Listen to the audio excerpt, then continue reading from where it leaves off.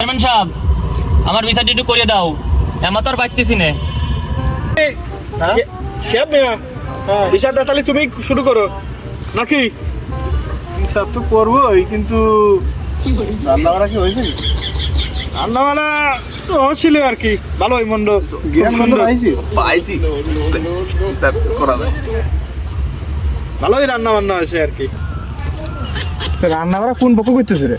যেই পক্ষে করুক বাসনা বাড়াইছে, বাসনা বাড়াই লিলিও তার শালি যা লিমিট পালি পালে এক মুঠ পালিয়ে লিবি। হ্যাঁ আচ্ছা করে দে। শালি শিখছো। এ কি হয়েছে রে? আমার কাছে একটু বেদ বেগে ক না, আমি বিচার শুরু করবো কেমন?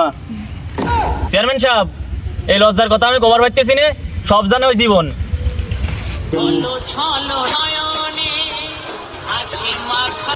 আমার কোনো দোষ নাই, সব নষ্টের মূল ও।